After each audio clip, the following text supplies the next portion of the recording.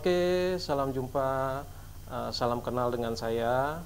Selamat datang kepada siswa-siswi SMK Broadcast Pertelevisian Cakrabuana. Salam kenal, nama saya adalah Teguh Setiawan. Saya mengajar mata pelajaran Dasar Seni Audiovisual. Oke, untuk pelajaran pertama ini kita akan membahas tentang perkembangan media.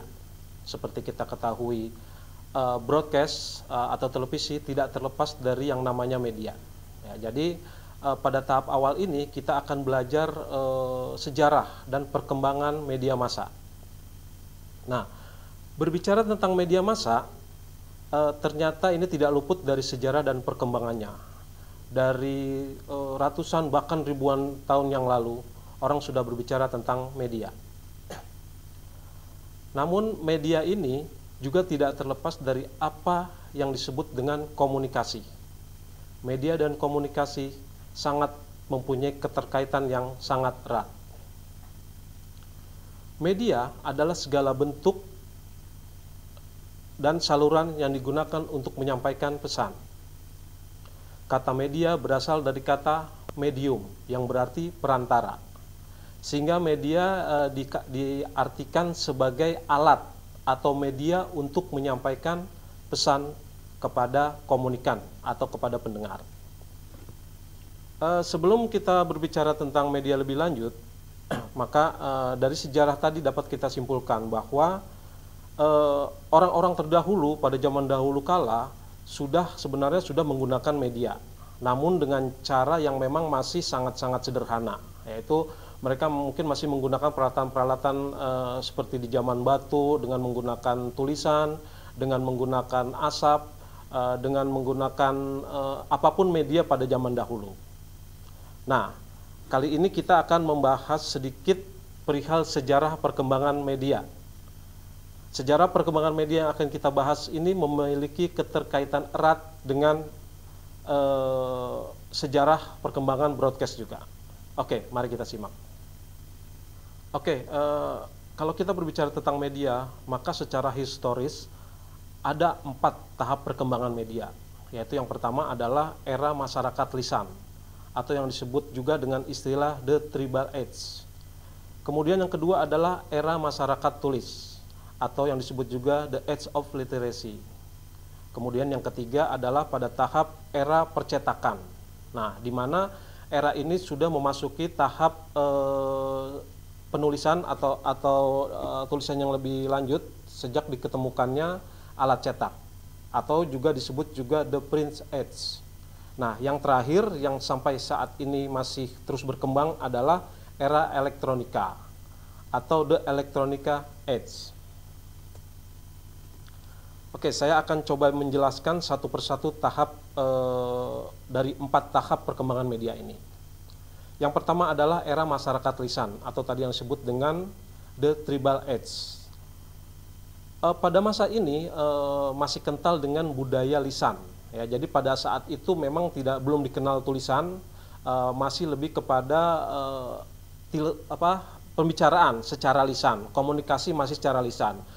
Itu pun belum ditemukan fakta bahwa adanya komunikasi seperti sekarang ya. Tetapi dalam sejarah juga sudah ditemukan bahwa sudah terjadi komunikasi melalui cara pada masa itu. Nah, diperkirakan era ini berjalan sekitar 300.000 tahun sampai 200.000 tahun sebelum Masehi. Di era ini komunikasi media melalui komunikasi lisan atau oral communication. Karena masyarakat umumnya terikat dengan budaya lisan atau oral culture. Sehingga yang berperan di sini ialah storytelling. Pada masa ini kita kenal komunikasi itu bisa berbentuk isyarat ya, misalnya dengan asap.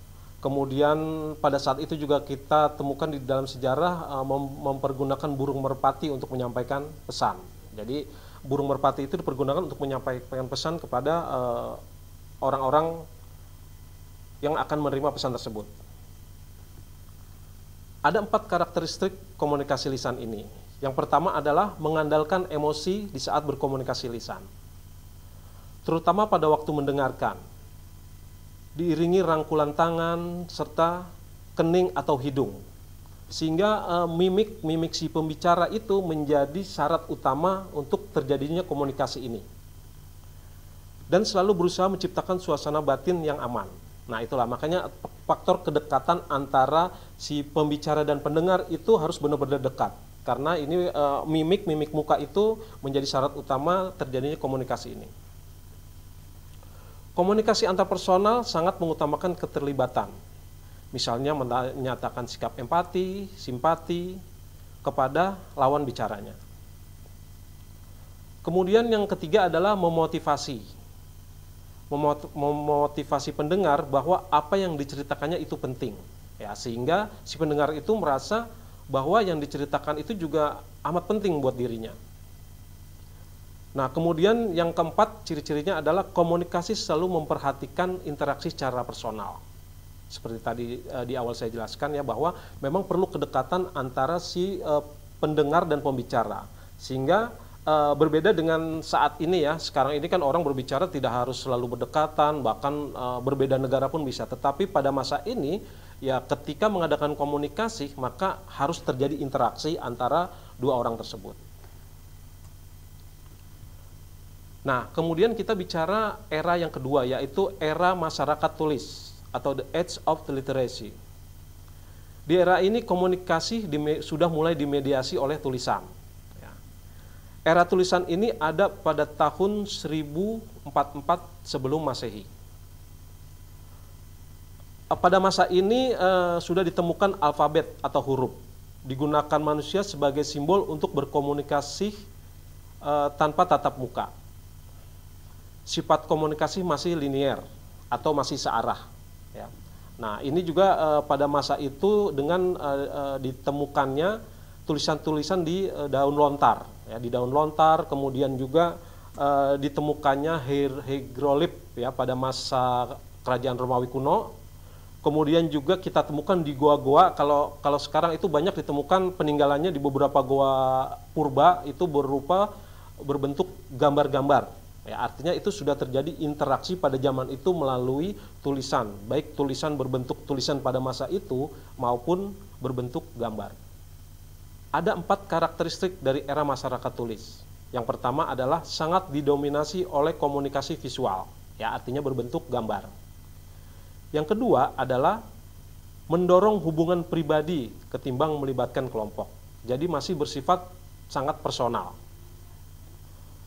Memperkenalkan logika, artinya cara berpikirnya itu masih linier. Nah, yang keempat adalah pada saat itu masih berbicara tentang matematika, sains, dan filsafat. Kemudian kita berbicara tahap yang ketiga dari era perkembangan media, yaitu era percetakan atau the Prince Age. Nah, ini dimulai pada saat ditemukannya mesin cetak oleh Johann Gutenberg pada tahun 1450. Dimulailah era komunikasi ini melalui tulisan, dalam bentuk tulisan.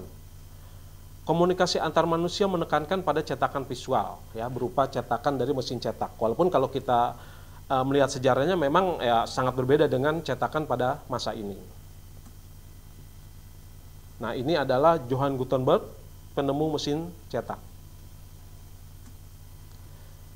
Karakteristik pada era ini terkait dengan penyebar luasan visualis secara bebas. Kemudian melakukan konvensi tulisan perorangan ke teknik cetakan. Jadi artinya komunikasi yang tadinya verbal dituangkan ke dalam bentuk cetakan. Standarisasi bahasa nasional sebagai syarat membangun nasionalisme.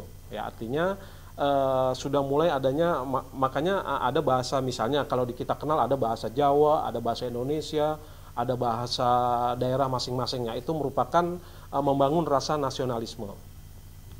Kemudian mempertahankan prototipe revolusi industri.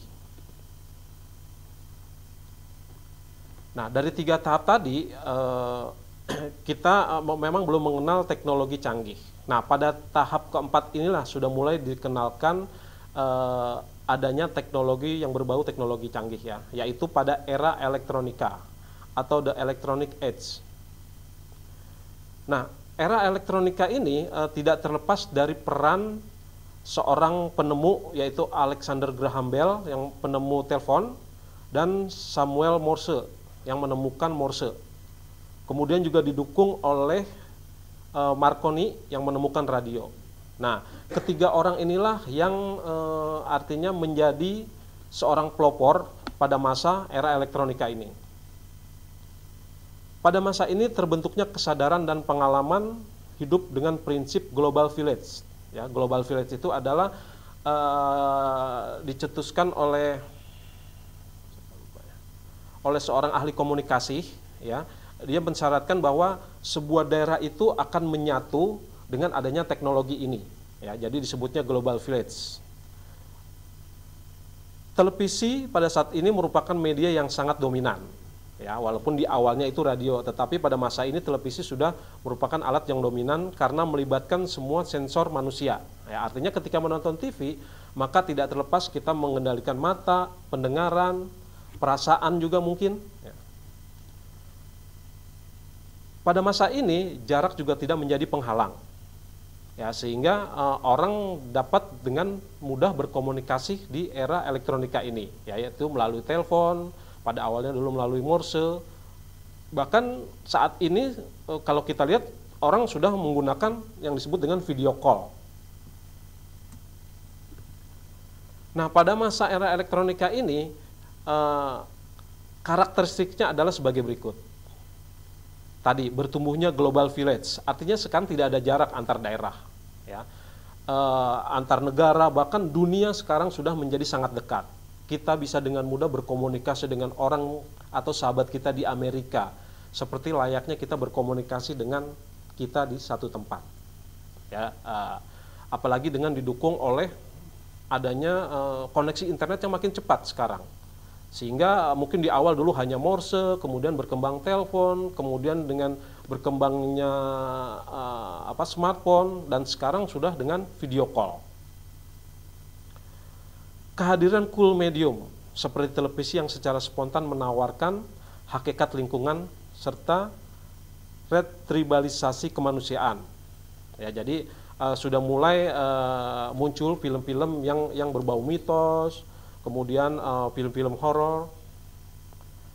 Pengaruh media semakin kuat sehingga para penonton menjadi pasif. Ya, artinya dia hanya mendengarkan, melihat dari media yang ditayangkan tersebut.